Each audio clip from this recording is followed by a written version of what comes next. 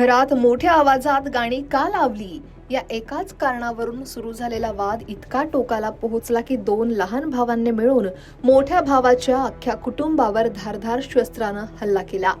या हल्ल्यात निष्पाप भाऊ आणि त्याच्या मुलाचाही मृत्यू झालाय, तर पत्नी आणि लहान मुलगा गंभीर जखमी आहे। नेमकं काय घडलं, वाद काय, जाणून घेऊयात सविस्तर। ही दुर्दैवी आणि संतापजनक घटना घडली आहे विक्रोळी पार्कसाइड परिसरातील राहुल नगर इथं विश्वकर्मा कुटुंब राहायलाय। या कुटुंबातील 4 सख्खे भाऊ एकाच घरात राहतात, ज्यापैकी 2 जण घराच्या पोटमाळ्यावर राहतात।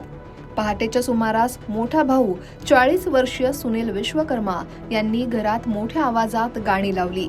त्याच वेळी पोटमाळ्यावर राहणारे त्यांचे 2 लहान भाऊ सुरेंद्र विश्वकर्मा आणि सूरज विश्वकर्मा यांनी या मोठ्या आवाजातील संगीताला, गाण्यांना आक्षेप घेतला।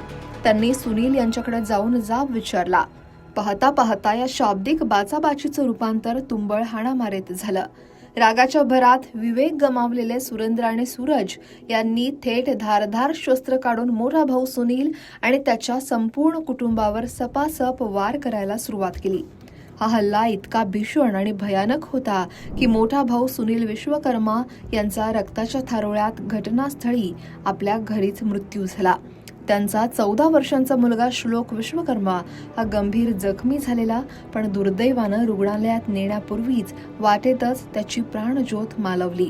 सुनील यांची पत्नी अंजू विश्वकर्मा आणि लहान मुलगा विवान विश्वकर्मा हे दोघेही या हल्ल्यात गंभीर जखमी झालेत आणि सध्या त्यांच्यावर घाटकोपरच्या राजावाडी रुग्णालयात उपचार सुरू आहेत। या घटनेची माहिती मिळताच पार्कसाइड पोलिसांनी तातडीनं धाव घेत दोन्ही आरोपी भाऊ सुरेंद्र विश्वकर्मा आणि सूरज विश्वकर्मा यांना ताब्यात घेतलंय। फॉरेन्सिक टीमनं घटनास्थळावरून पुरावेही गोळा केले आहेत। दरम्यान पोलिसांच्या प्राथमिक अंदाजानुसार फक्त गाणी लावण्याच्या वादातून एवढा मोठा आणि जीवघेणा हल्ला होऊ शकतो का, की यामागे काही जुना वाद आहे, कौटुंबिक वैर आहे किंवा संपत्तीचा वाद होता का?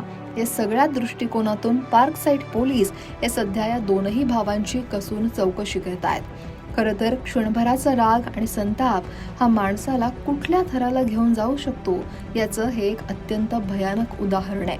एका क्षुल्लक वादानं आज एकाच कुटुंबातील दोघांचा बळी घेतलाय, तर दोघांची रुग्णालयात मृत्यूशी झुंज सुरू आहे। या घटनेबद्दल तुम्हाला काय वाटतंय?